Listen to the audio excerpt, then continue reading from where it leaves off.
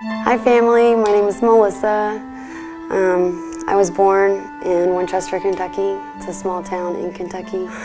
I was raised in a very wealthy family. We had a lot of money while I was growing up. I guess when I was about 12 years old, my father started abusing me sexually from the time I was 12 to about 17. At that same time, I was practicing paganism. There was no soul winner on the corner to tell me about Jesus or the love he had for me. I always had that extreme void of something missing. And when I started practicing paganism, that didn't fill the void, but I continued to do it for some reason. Well, when I was 17, my parents got divorced and I moved down to Naples, Florida. My little sister at the time was turning 12 years old and she didn't want to go visit my father, and I hesitated about that. I didn't know if something had happened to her, but I told my mother what happened between my adopted father and me. After I told her, she called the police. I got my dad on tape admitting what he had done. We prosecuted him. He was found guilty.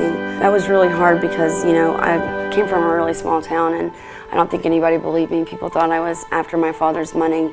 So everybody was waiting for the civil suit and it never came. As a result of taking my dad to court, he took away my trust fund. He took away my brand new car.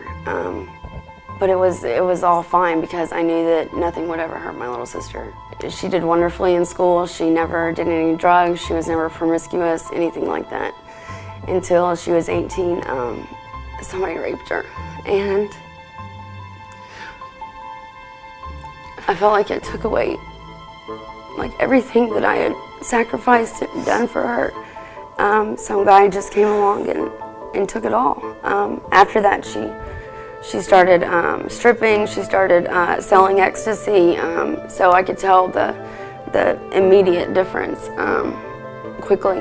And that is what happened to me, and that's what I was trying to protect her from, but I couldn't.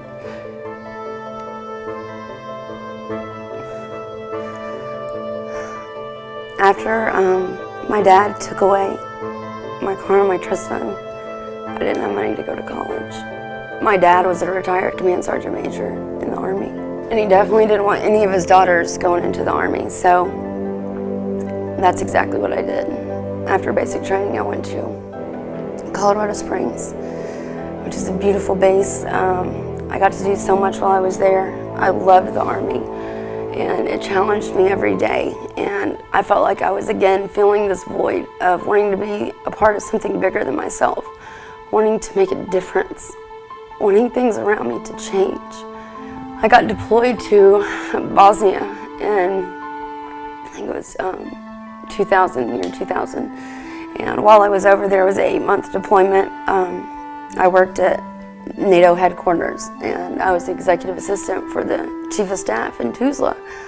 And in headquarters, we always wore the 9mm. I was told that, I had scoliosis, but the 9mm on my back, on my shoulder, and it curving my back, it pulled even more on my spine. And over time, it wore on my back, it pulled on that scoliosis, and it created an injury in me. As a result of my back injury, I was told that I was going to be on a drug called fentanyl for the rest of my life. Once I get on the medication, it's a scary thing. I'm scared to have a beer with my friends. I'm scared to drive a car. I told him I'd rather live with the pain than live like that, and so that's what I've been doing. That's what I tried to start doing. As a result, I medicated here and there. I self-medicated. I just, did it when the pain was just too extreme. So my military career is over. I moved to Chicago, downtown Chicago. I'm going to school full-time. I'd already went to the University of Maryland, started going to Harold Washington in Chicago, and was bartending at a tourist nightclub. I met a guy, a big drug dealer, started dating him. Probably the night I met him, I was probably living with him within a month. So we got a house in Wrigleyville. On top of this house were bleachers, and one night Kid Rock was renting out the bleachers. That happened every now and then. Every other game, it seemed like somebody was renting out the bleachers. But this sounded like a lot of fun. I wanted to go up there and party with them. For 3 hours I got ready. I realized that I was way too high to go up. I realized that this is not fun anymore. This is not cool. I don't want to do this anymore. Left him in the middle of the night that night, and I moved to Richmond, Virginia. The day after I moved here, I walked to Kroger, and I see this guy. I can't take my eyes off of him. I have no idea why. So the next day, I get a note on my door, and some people, my neighbors, are inviting me to come meet them. And I walk into the house, and it is Stephen and his friends. So this is the guy I was looking at in Kroger. That night, Stephen and I fell in love. That was 7 years ago. We started doing a whole lot of drugs together. And pretty soon we started doing heroin. We were in and out of motels all the time. I met a guy to fund our habit. I was also engaged to him. I was back and forth between him and Stephen. I ended up getting pregnant.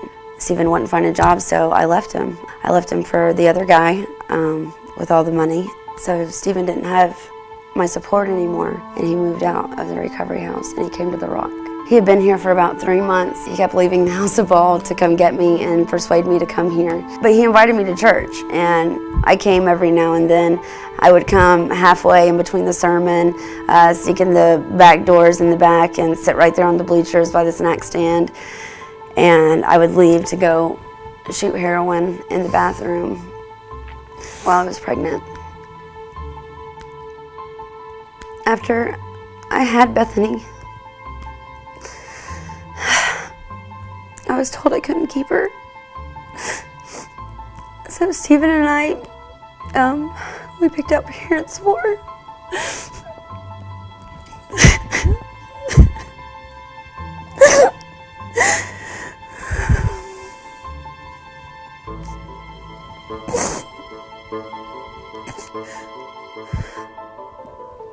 We have an open adoption. I get pictures of her and videos of her. I can go see her when I want to. And after I had her and that happened, I knew something drastic had to change. But one day, it was either go to Antigua, to the Caribbean, or come to the Rock. You know, Stephen was very persuasive in this place, and I think I finally came one time, and I wasn't high because I was going to talk to Sue about coming into one of the homes. I went into the house, and I was with a whole lot of neat, different people. I loved it here. After discipleship, my husband and I, we went to RSUM. We've been in full-time ministry now for 3 years. Stephen and I, we've been together for 7 years, but we will have been married 3 years in March. I just gave birth 8 months ago to a beautiful baby girl. Her name is Marilyn Scarlett Anderson. My husband Stephen sings in the band and is also in Moshe Dayan. I help Richard run the Southside thrift store. So I love what I do. I love helping this ministry accomplish its goals. The reason I went through the things I went through was for this moment to glorify my Lord and Savior, Jesus Christ. Imagine staying in this moment, staying in this moment forever. It's true.